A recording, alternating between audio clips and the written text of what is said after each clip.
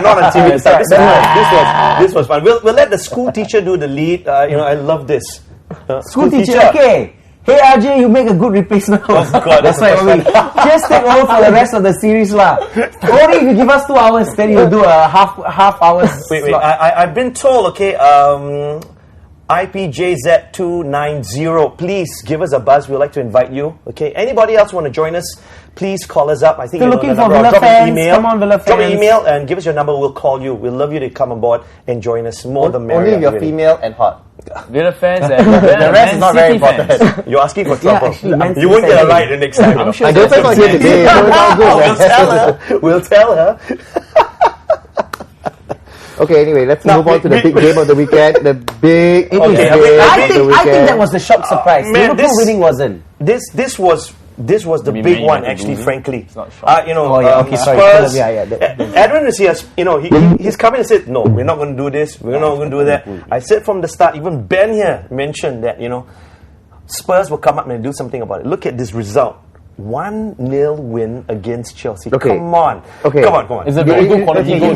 You know that every week I've been here saying that we're not out of relegation trouble. We're only 3 points. We're only 6 points ahead. Okay, today for the first time I will tell you we're out of relegation trouble. Finally, I said that last week. I think the way the team has played in the past 4 games has really shown. This was a Spurs team that Spurs fan was really waiting for. All credit to Chelsea. I think Spurs played really well in that game. Chelsea just didn't show up. But even though Chelsea didn't show up, it could have been 1-1. It could have even Chelsea could have snuck a win. They've got the quality. They've got the quality to have actually snuck a win. But Spurs held on. They defended well for once. For our last 2 games. I love that comment, Edwin. That's a good. But with Ben had a good. A comment earlier about that slur from. Yeah, it's interesting, Ghimp. Nice to hear you say. I think Chelsea are out of it. I know it's close. I know it is not undoable because if Arsenal have a chance, which I think faint hope, Wenger said, well, we'll see what happens. Play for our games and see.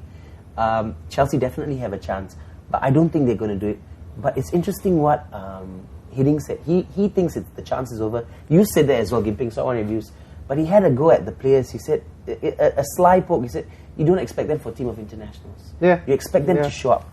Yeah. What do you think is going on there, Ghimp? I'm just curious. Ghimp, I was going to ask Ghimp next. I thought he made a wrong decision to play Belletti as a right forward. I don't understand why he chose to play Belletti instead of the likes of maybe Quaresma or Moluda, which are more natural winger there.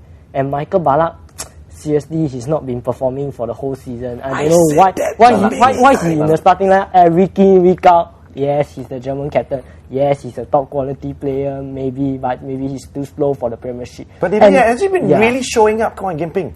As a Chelsea fan, I've not been a Ballack, supporter. I like Frank Lampard. He's great. But Ballack, what's happening with this guy? No.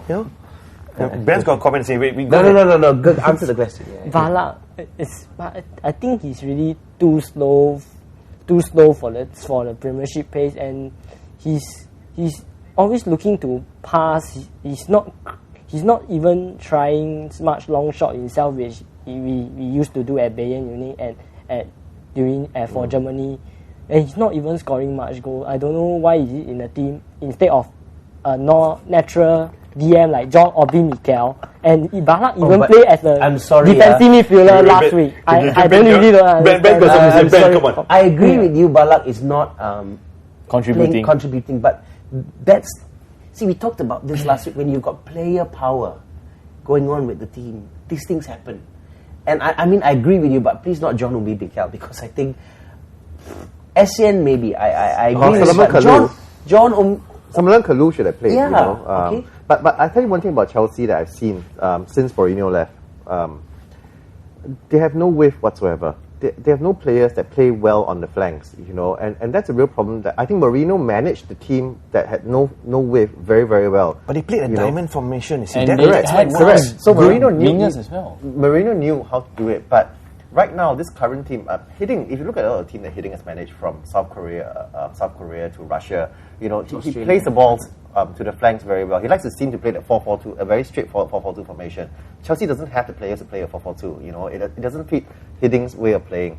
Scolari, when he plays, when he was managing Portugal and even Brazil, I think the width players were very, very important. And Chelsea doesn't have. I mean, Quaresma was brought in, I think, hopefully to give some width. But the other side is still a problem as well.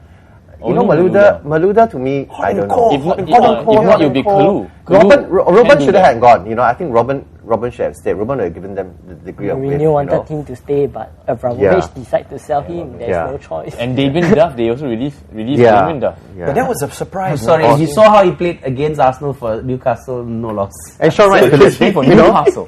And Sean Wright Phillips was another player that. Sean Wright Phillips, that was and Duff and Sean Wright Phillips. He was not given. Sean Wright Phillips was not given an opportunity.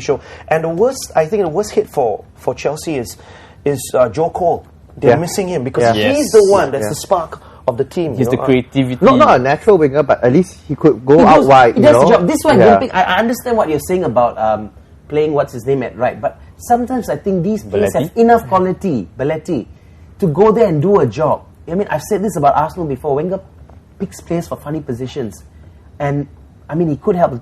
He does it far more often than. Anyway, he's not Wenger. Alex Ferguson does the same thing as well. Okay, but this is where I think the players have the quality to go out and say, "See, this is what I like about Giggs. We keep coming back to Giggs. Play whatever position he will play. He will play because he knows I may not be the best, but I'll do a good enough job. Left wing, left back, centre mid. But there's many other more natural wingers in our team, like Kalu, Maluda, Quaresma, and he instead but choose a right you can back. blame the loss or his bad. I think he has a point. The team selection is quite wrong from the first place. Because if you look at the game, I know you didn't watch it, but I don't know why, because it was very painful watching the Fulham game. But if you watch the Spurs game, you will see that a Spurs defense managed with Chelsea very capably, very easily, because they were not coming down the flank. They were depending on Bosringa and who was in the other side, Ashley Cole, to try and break down from the back. It didn't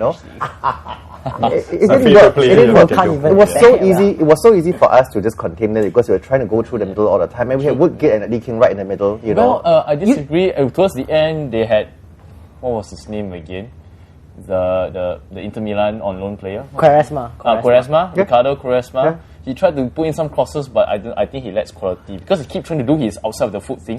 No. He should try to do the normal thing. Agreed. But once they had width, because Maluda came in, Quaresma came in, right? They stretched Spurs defense a little bit, and they stretched them wide. So you see, towards the end of the game, Spurs were struggling a little bit to cope with the kind of pace that Chelsea was having. Almost had an equalizer with Terry and Alex. They could have had an equalizer easily, easily. I mean, at the end. At the end of everything, you need to put the ball in the back of the net no matter what. And Chelsea couldn't score. Sad. I can feel your pain, Kimping, because I know exactly it is. But what to do? That's football for you. You got some really star players, but I have to agree what Edwin said earlier on. They didn't show up. That's it. I think that Mourinho's spark is not there. They don't. Let's get over Mourinho. We forget that he had one full season in Chelsea that he lost it to I know because United. Okay, so let's get over Mourinho. Thank you. Sorry, I go back to Ranieri. Okay, he came in there, stabilized them at 6th, following season 4th, following season second to an unbeaten Arsenal. You know what I mean? That is an achievement. And then he shipped out. All the players that Mourinho brought in didn't start performing until the 3rd season, which they didn't win anything.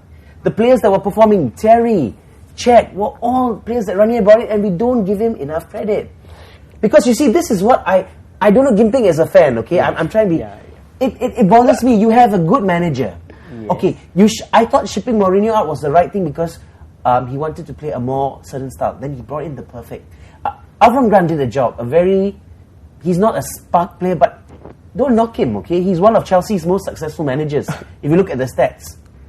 His stats, win record, is exactly the same as Mourinho. Any trophies?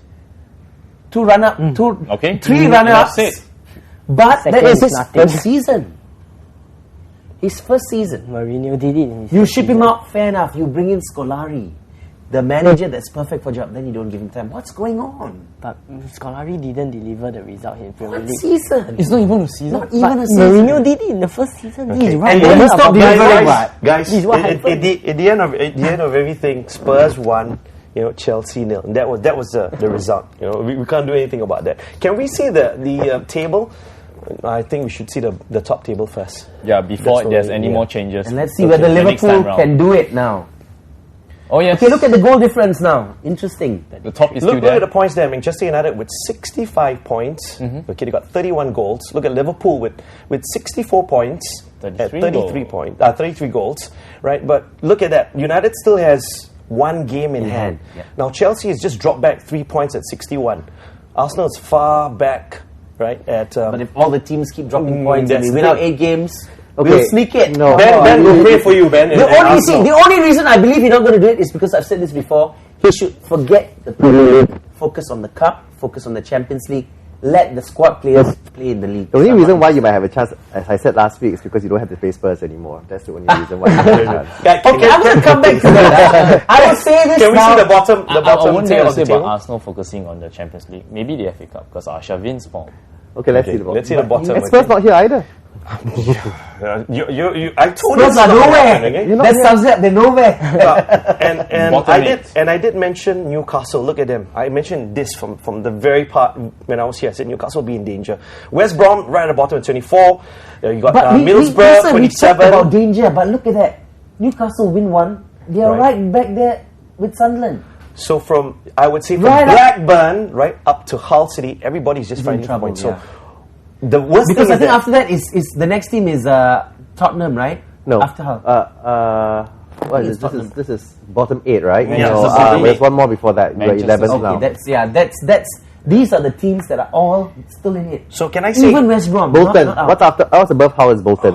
Okay, can I Bolton say are in it as well, hey that's guys, Edwin, can I say that these teams right now who are battling for points to stay away from their bottom 4 right now could lose and just drop at the bottom, and the big teams are going to meet them might have some problems, right? I think so. I think Hull's very, very surprising. The way that they've dropped down the table.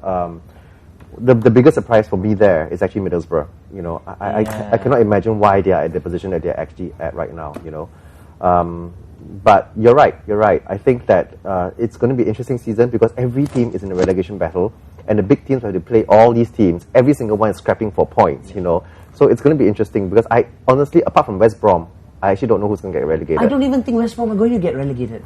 Guys, it's not so clear cut. Guys, remember, going to the break took a vital point against West Ham. Guys, we're really running out of time. Can we just say bye to everybody out there? Thank you very much. Please send in your comments, and if you want to join us on the show, drop in an email. Okay, hot. Okay, that's Edwin. I'm going to tell his girlfriend about that. Right? We'll see you next week, and I'm quite sure we're going to have Kyung and Sarah. They're going to be back. We're going to say bye. Take care. Have a great week. Okay? Yo, see you guys. See you later.